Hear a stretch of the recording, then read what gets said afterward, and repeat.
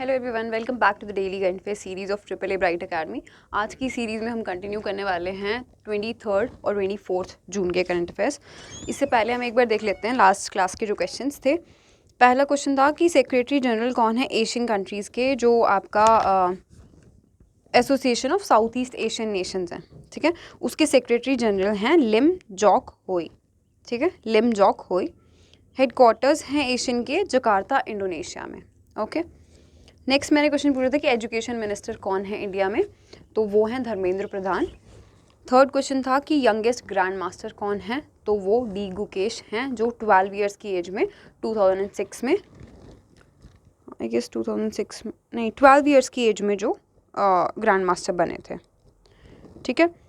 Fourth question था कि PM ई विद्या scheme कब लॉन्च हुई थी, तो वो 2020 18 मई 2020 को लॉन्च हुई थी। ये आपके 4 क्वेश्चन थे पिछली क्लास के। अब आज की न्यूज़ देखते हैं।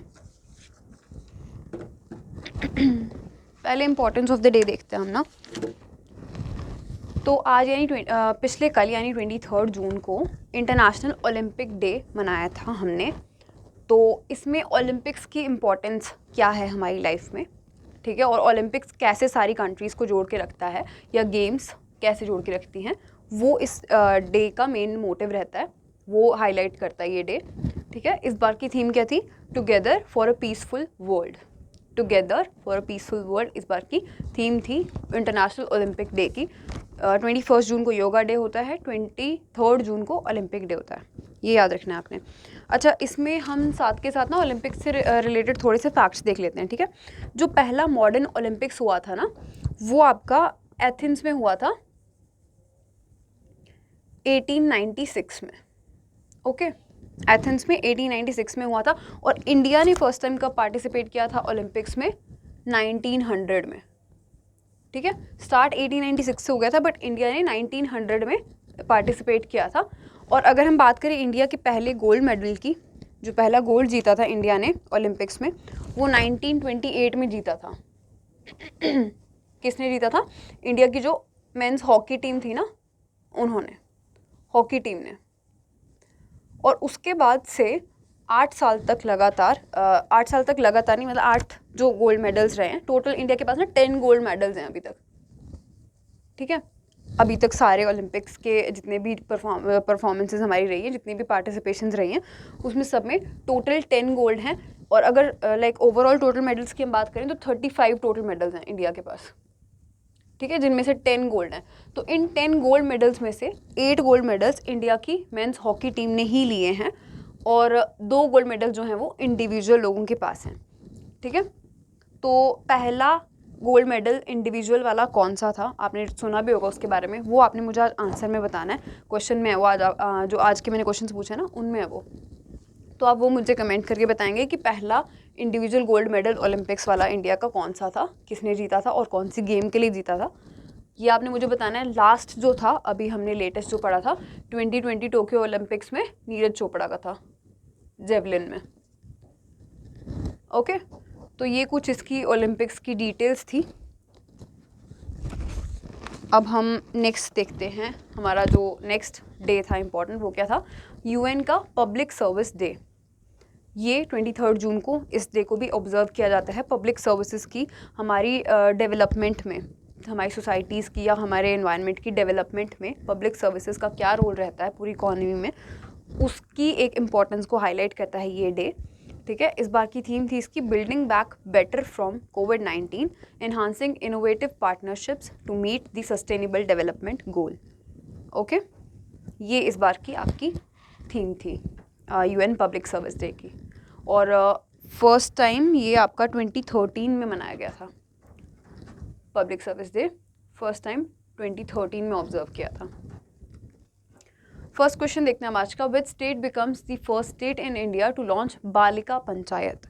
फॉलोइंग में से किसी एक स्टेट ने बालिका पंचायत लॉन्च की है, तो वो कौन सी ऐसी स्टेट है जिसने लॉन्च किया है? गुजरात ने, ठीक है। गुजरात ने बालिका पंचायत जो है वो लॉन्च की है, और पहली ऐसी स्टेट बन गई है गुजरात इसके साथ। अब बालिका पंचायत की थोड़ी डिटेल्स देखते हैं।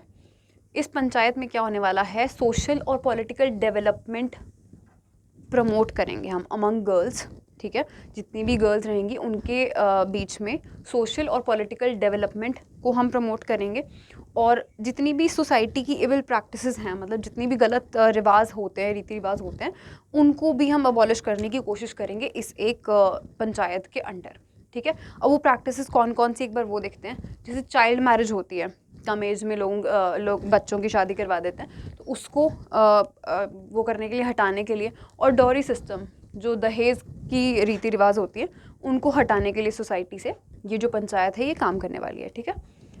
This step aims to address the female adolescent issues of the girls by the girls for the girls. इसमें मेन रोल गर्ल्स का या छोटी बच्चियों का ही रहने वाला है। तो उसमें क्या होगा, जितने भी फीमेल रिलेटेड इश्यूज रहेंगे वो गर्ल्स ही सॉल्व करेंगी, ठीक है।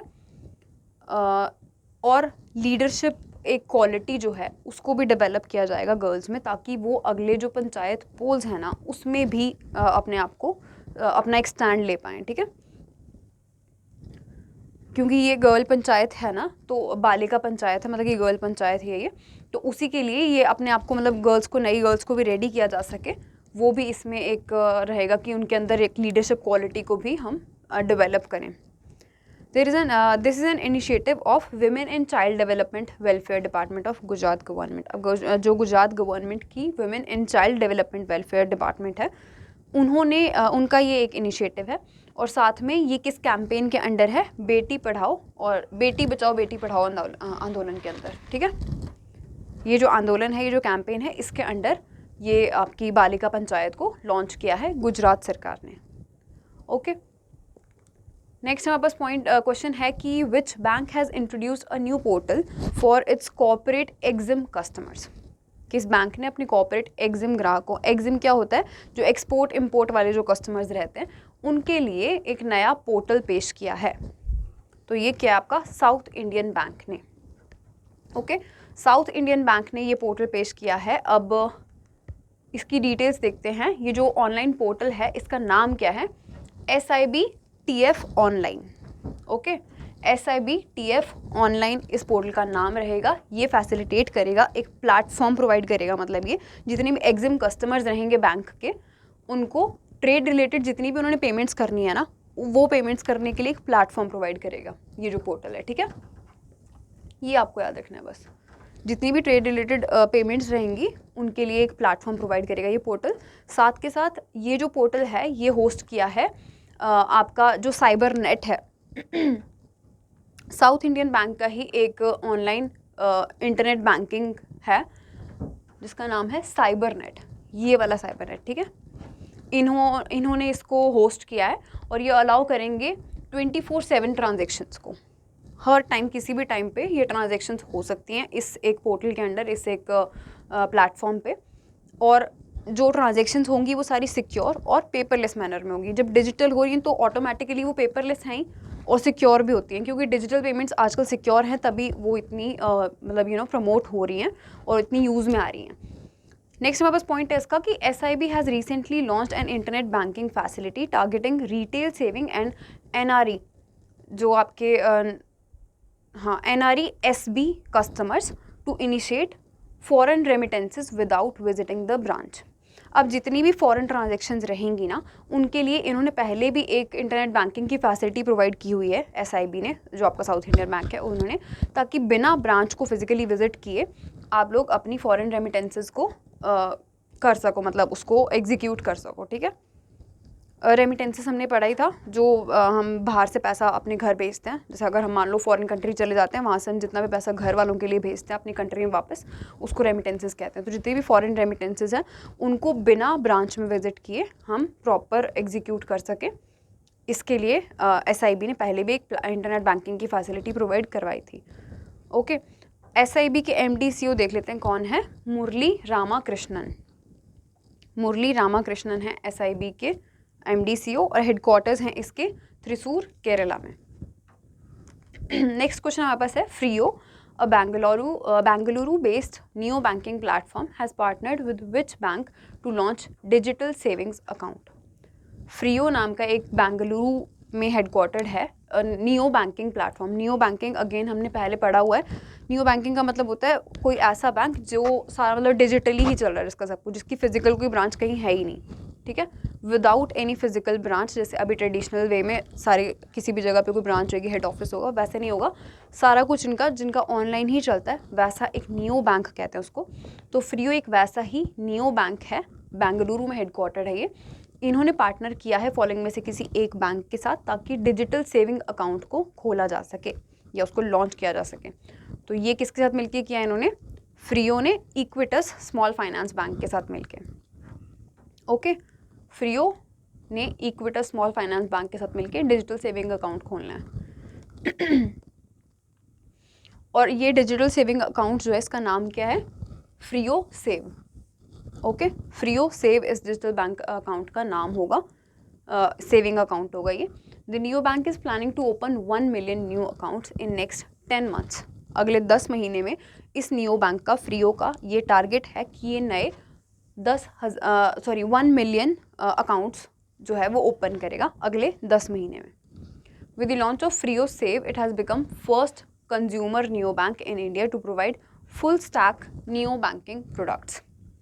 अब इस एक मूव के साथ ये जो फ्रियो सेव इन्होंने डिजिटल सेविंग अकाउंट खुलवाया है या प्रोवाइड एक नया लॉन्च किया है, इसके बाद जो है आपका नियो बैंक फर्स्ट ऐसा नियो बैंक बन गया है ये, जो सारी नियो बैंकिंग सर्विसेज को, प्रोडक्ट्स को प्रोवाइड करवा रहा है, ठीक है, जिसमें स्मार्ट सेविंग्स अकाउंट भी है, जिसमें क्रेडिट और पेमेंट प्रोडक्ट्स भी हैं, कार्ड्स भी हैं, और वेल्थ या ग्रोथ प्रोडक्ट्स भी हैं, ठीक है। मतलब ऑलमोस्ट सारी ही ऑनलाइन फैसिलिटीज़ जितनी भी एक नियो बैंक प्रोवाइड करवाता है वो प्रोवाइड करवाने वाला पहला बैंक इंडिया का बन गया इसके बाद फ्रियो, ठीक है, नियो बैंक।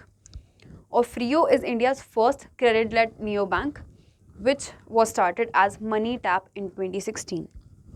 अब फ्रियो जो है वो लॉन्च हो चुका है, मतलब इस्टेब्लिश हो चुका है 2016 में, बट 2016 में इसका नाम मनी टैप था, ठीक है, मनी टैप था पहले इसका नाम, अब इसका नाम फ्रियो है।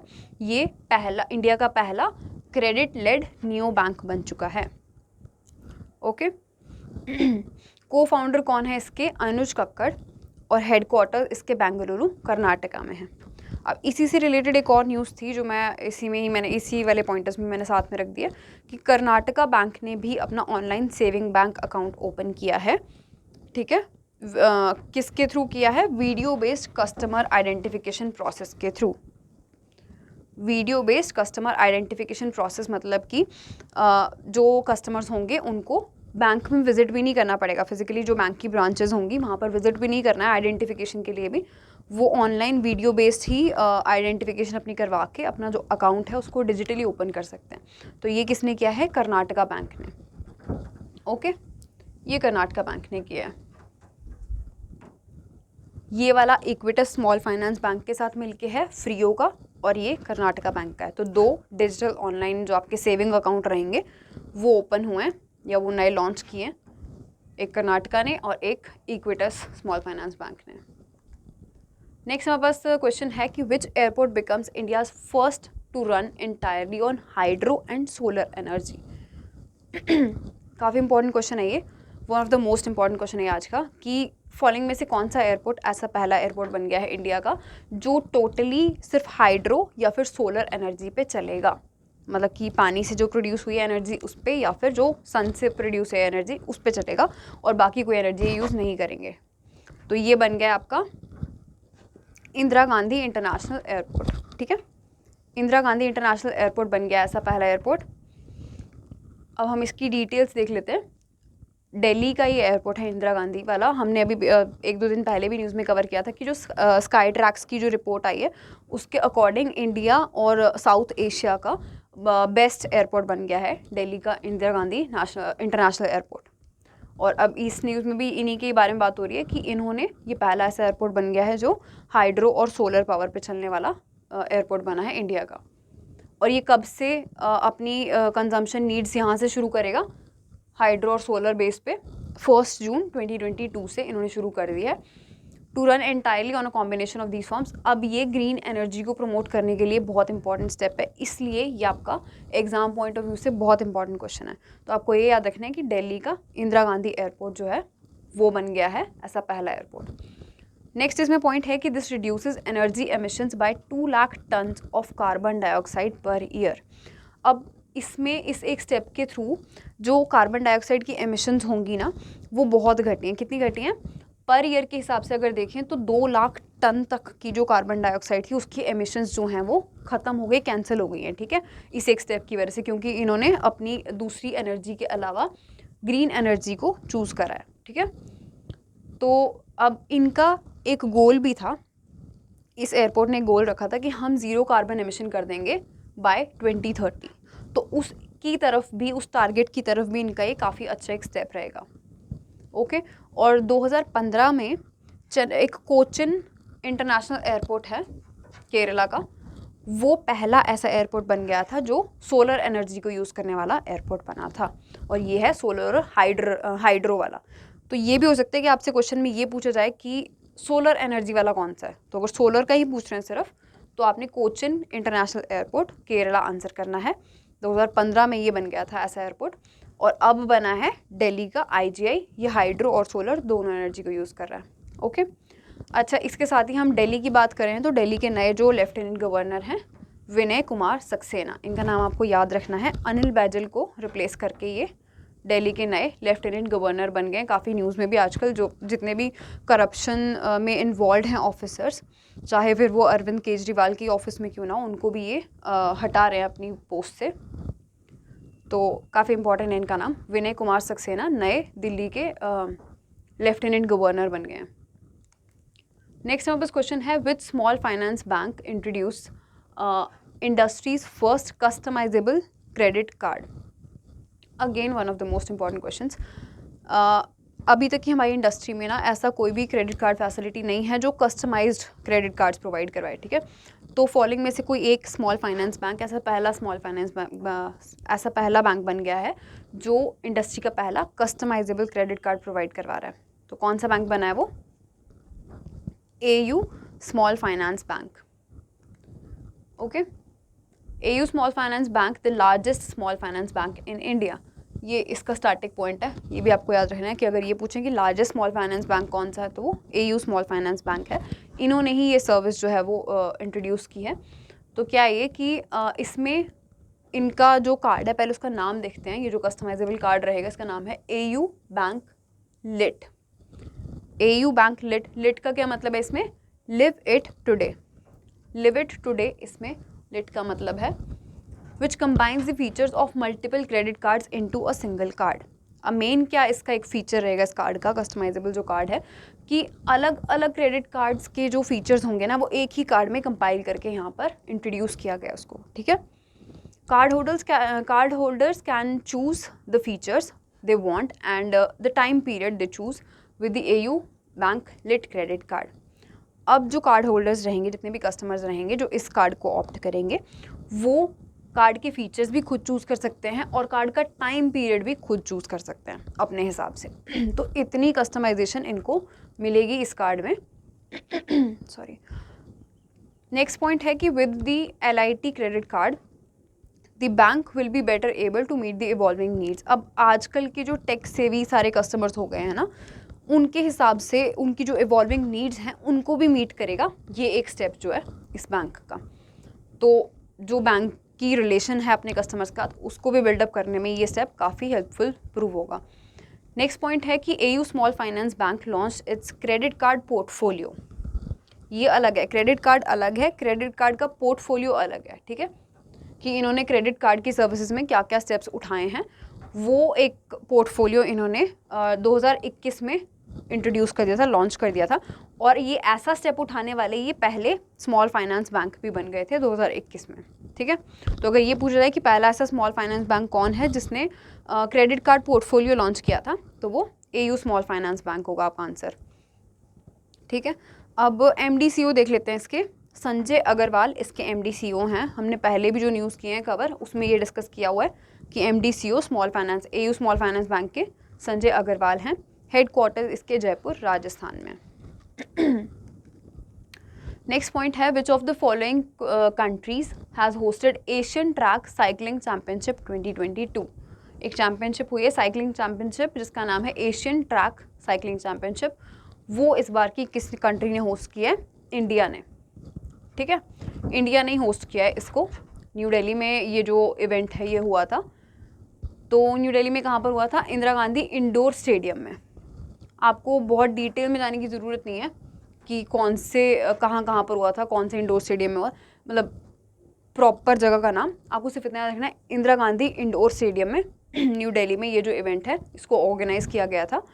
और इंडियन साइकिलिंग टीम इसमें 5th प्लेस पे आई है, ठीक है, 5th प्लेस पे आई है इंडियन साइकिलिंग टीम इसमें, टोटल 23 मेडल्स लेके, जिसमें से 2 गोल्ड हैं, 6 सिल्वर मेडल्स हैं और 15 जो हैं वो ब्रॉन्ज मेडल्स हैं। और अगर हम इसकी टॉपर की बात करें, जो जिसने टॉप किया इसमें मेडल टैली में, वो है जापान, ठीक है, जापान ने टॉप किया है टोटल 27 मेडल्स के साथ। इंडिया के कितने? 23, जापान के हैं 27। फर्स्ट पे जापान है, सेकंड पे साउथ कोरिया है, थर्ड पे कजाकिस्तान है। ओके, बाकियों के हमारे को मेडल का नंबर याद रखने की ज़रूरत नहीं है, सिर्फ जापान जो 27 मेडल्स के साथ टॉप किया जिसने, और इंडिया के कितने हैं? 23 मेडल्स, ये याद रखना है। इसमें एक इम्पॉर्टेंट पॉइंट ये बन रहा है कि इंडिया के एक साइकिलिस्ट हैं रोनाल्डो सिंह, जिनका नाम है, वो फर्स्ट इंडियन बन गए हैं to win silver in Asian championship. अभी तक इंडिया में एशियन चैम्पियनशिप में कोई भी मेडल नहीं आया था, तो वो सिल्वर मेडल जीतने वाले फर्स्ट इंडियन बन गए हैं इंडिया के जो साइकिलिस्ट हैं Ronaldo Singh. Okay, next question हमारे पास है, who became India's first weight lifter to win gold medal in 2022 IWF youth world championships. तो 2022 के IWF के यूथ वर्ल्ड चैम्पियनशिप में पहले ऐसे इंडियन कौन बन गए हैं वेट लिफ्टर जिन्होंने गोल्ड मेडल जीता है? तो ये बन गए हैं गुरु नायडू सनापति। गुरु नायडू सनापति आंध्र प्रदेश से ये बिलोंग करते हैं, 16 ईयर ओल्ड इनकी एज है, और इन्होंने जीता है गोल्ड मेडल कि कौन से वाले इवेंट में? 56 kg के मेंस इवेंट में। ओके, और ये जो इवेंट है, ये जो चैम्पियनशिप है, ये कहाँ पर ऑर्गेनाइज हुई है? मैक्सिको में, ठीक है ना। नेक्स्ट पॉइंट है इसका कि कजाकिस्तान ने इस मेडल टैली को टॉप किया है।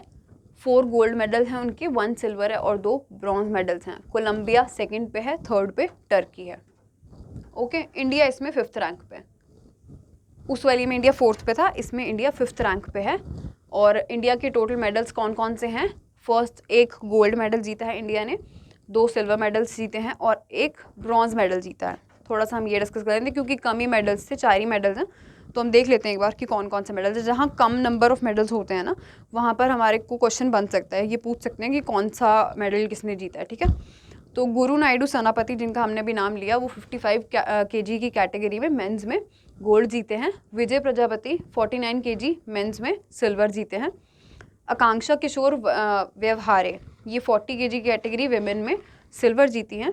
और सौम्या सुनील दलवी 45 kg की कैटेगरी विमेन में ब्रॉन्ज जीती हैं, ठीक है।